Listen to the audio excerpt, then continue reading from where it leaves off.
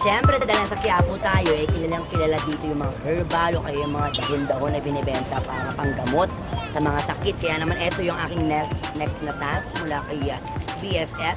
Magpunta sa bilihan ng mga dahong gamot. Hanapin si Aling Erlinda Peregrino at magpatulong na maganap ng mga dahon. Dahong gamot sa UTI. Wow!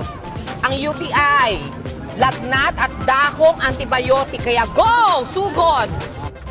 O ayan, nakakita nyo naman. Ako na naman ang nakuna dito. At syempre, wala pa rin si Donita. Mami Erlinda, yung pinapahanap ko sa akin ng unang gamot. Ay, hinahanap ko din yung gamot ng UTI. ikaw na naman! Wait lang po, Mami Erlinda. May napansin lang po ako. Ano po itong dahon na to? Sampalukan. Ano po yan? Nasaan po? Nasaan po? Eto oh. Ay, Ayan. ko! Bakla!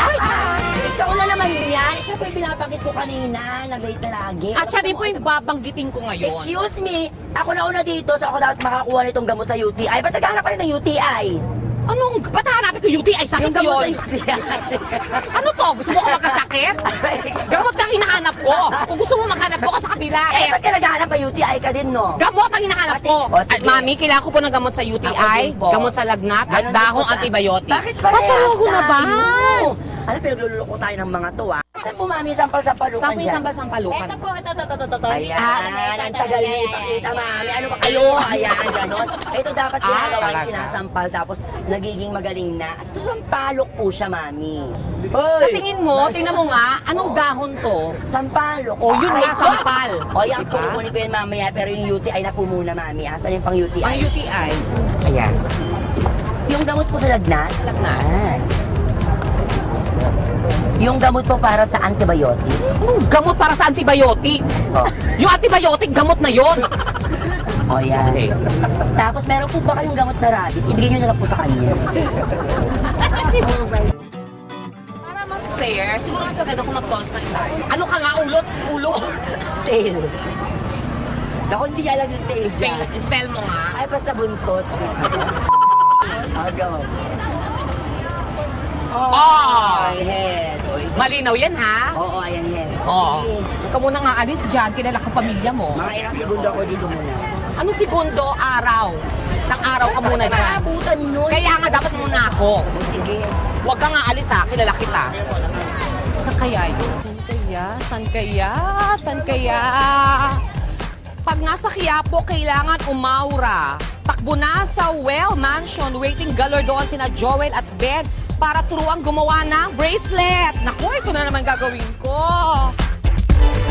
Ako na naman ang nauna dito, no? Wala pa si Donita? Wala pa?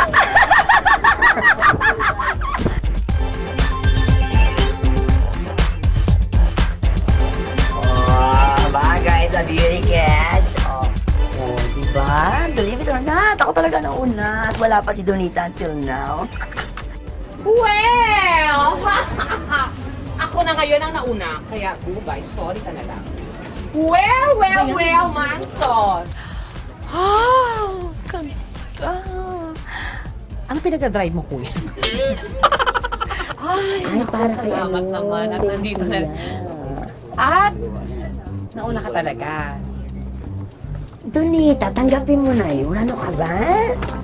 Alam mo, tatanggap ko naman na nauna ka eh. Sige, mauna ka na. Ako bala sa kape. Ay, Diyos ko, ano mamamatay agad? Ito nga pala si Kuya Joel. Hi, Kuya Oh. Joel. Hi, naku. So, ikaw magtuturo. Ay, naku. Gusto ko yan. Siya nga magtuturo sa atin. Hindi. Ikaw kay Miss Ai, ako kay Dear. Siyempre, no, gagawa ko si Miss Ay ng maganda. Kagandahan tayo.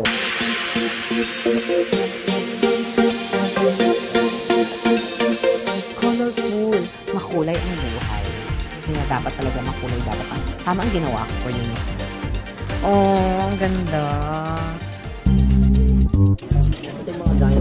Cute, no? Actually, ang gusto ni Miss Ai talaga, more on pearls. So, nilagyan ko siya ng maraming mga pearls. Pero, mas maganda kasi kung meron siyang ibang mga stones tulad ng red na kulay, blue, tapos meron siyang hini-contrast ng konti para mas konti pag nakita niyo yung bracelet. Kasi pag puro pearl, parang medyo hindi ganun kaganda. Kasi nga parang tingin nila medyo pang matanda, ganun. Hindi kasi maganda masyado yung madaming kulay, yung bracelet, kasi ang sakit sa mata talaga yung mga ganyan. Kaya ang aking na-decide na design Eh, ito lang, very much simple kasi si BFF naman, mahilig talaga sa pink. So, naglagay ako ng mga crystals na kulay pink na iba't iba yung shade. And at the same time, nagdagdag din ako ng konting pearl. Kasi yung pearl parang siya yung diba? Precious, at the same time, pure. Tapos na ako. Kaya naman ako, habang busy pa yung isa dyan, ako, aalis na ako. Dahil meron pa ako isang pupuntahan. Ito yung Hunger Games ka na ba? Perfect. Hanapin mo ang excellent ham sa Carlos Palanca Street. May patikim doon. Pero dapat buy ka na rin. May bracelet ako. Babay pa ako ng ham for Miss Ay. Siyempre, titigman ko rin muna yun para malaman ko kung masarap talaga. Kaya naku, habang busy pa isa, mauna na akong aalis.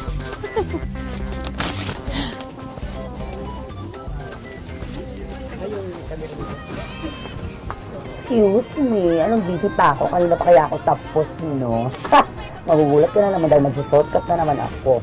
Pupuntahan ko rin Excelente Han, hindi Excellent Han. Excelente Han. Pinita yung utak mo talaga. Okay? Ay, kumusta na, Mami? Sa akin? Oo, salamat po ha. Akin na po ba ito? Naku, Nay, nakakaya naman. Ay, kumusta ka na? O, sabi ko na friend ko lahat ng mga taga dito eh. Tanggap-tanggap dito, oh. Ano ka ba? Ganun talagang buhay. Opo, oo. Ang bahala sa'yo. Naman! At least nauna ka ngayon! Congratulations! Oh my God, Fred. At dahil dyan, painumin kita. Sorry lang ito dito. Ay, nako! Oh, ayan. Oh, tikman mo, ha? Masarap yan. Nakakapatay gutom ka naman. Hindi, tikman mo muna kung magugustuhan mo. Nagustuhan mo ba? Nagustuhan ko, punuin Oo. mo na, Donita, para ano, makapunta na tayo sa pupuntahan. Ikaw pa ba? Ayun, ekselentehan pala saan? Ah, dito. Doon daw, Bubay, doon. Saan? Doon daw. Doon daw. Doon daw. Doon. Doon, ha? Doon daw. Malapit naman Hindi, yan. oh, doon. Punta ka na. Oh, sige bye-bye, na. bye-bye, bye-bye. Thank Sige, you, bye. ha? Oo, sige. Hi! Appear kuya. Ay, may tricycle. Good afternoon, kuya. Pasakay naman. Tara, sa excellent yan, kuya. Maunahan natin po.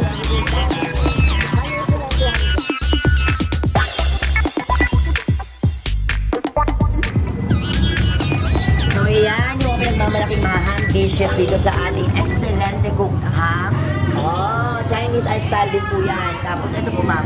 Ito ang kanilang sliced Chinese ham. Oh, ito yung pinakamabenta sa kanila ayon kay madam. Tapos ito po, pineapple ham. Oh, meron silang pineapple ham. At ito po,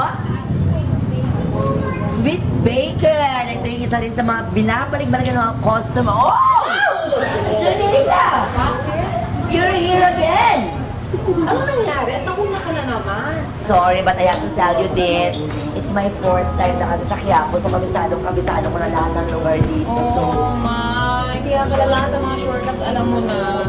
Ano po ito? Ang sarap, ang sarap. Yes, Grabe na, ang sarap. sarap. Mm.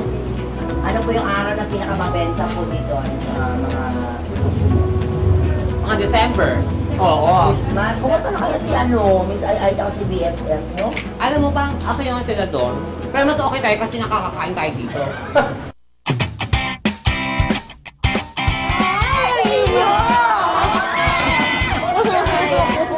Salamat po at tuwing Pasko lang kami nakakakain nito. Salamat. Halika na. Pati resibo, dinala pa natin.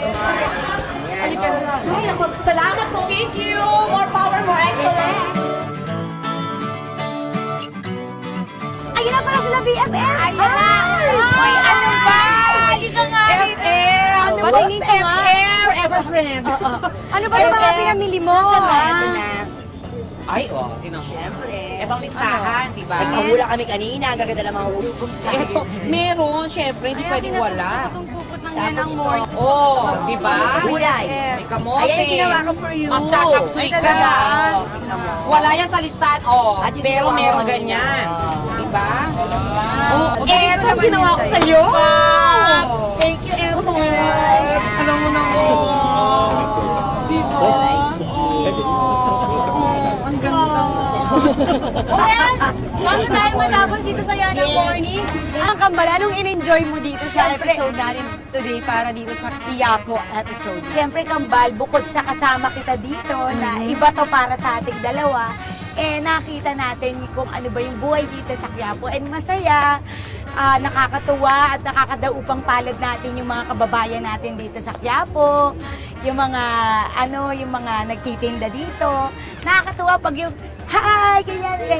Yung tanto nga sila, nakikita nila tayo. Natutuwa tayo kasi na-appreciate nila tayo. Thank you, Kambal. Thank you, FM. Bongga bigay ko sa'yo, ah. Yes, kung Ikaw, mayaman. BFF, ano naman yung pinaka...